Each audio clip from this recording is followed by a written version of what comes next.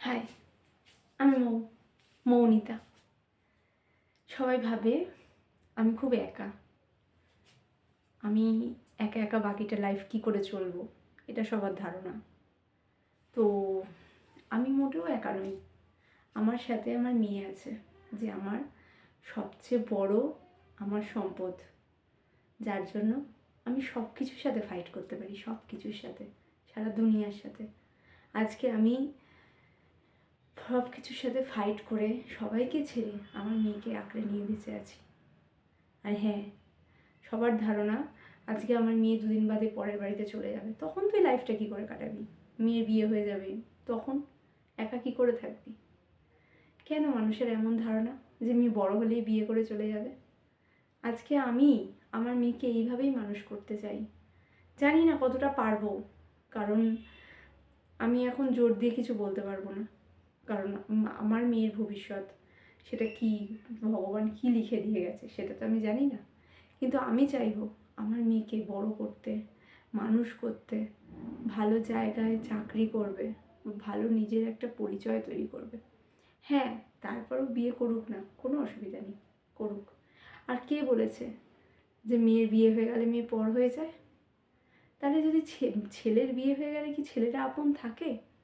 তাহলে কেন এখন বৃদ্ধাশ্রমে এত মানুষ, কেন তাদের বাবা মাকে ছেড়ে দিয়ে বৃদ্ধাশ্রমে রেখে দিয়ে আসছে তাদের ছেলেরা?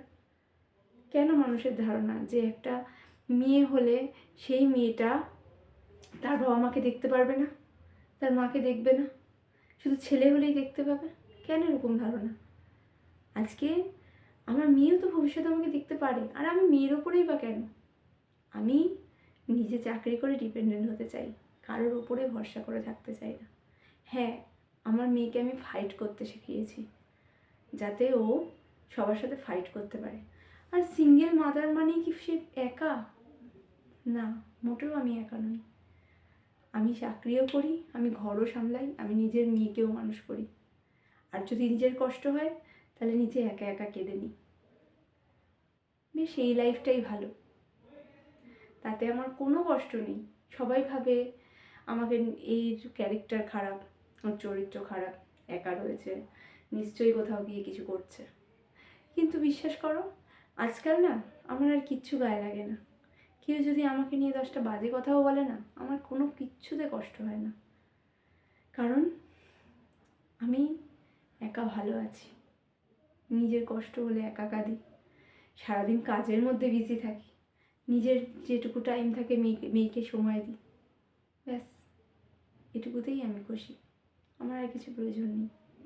তাতে আমাকে কেউ যদি খারাপ ভাবে তো ভাবুক না, কি যায় আসে, তারা ভাবুক। তো এইটুকুই বলার। বাই।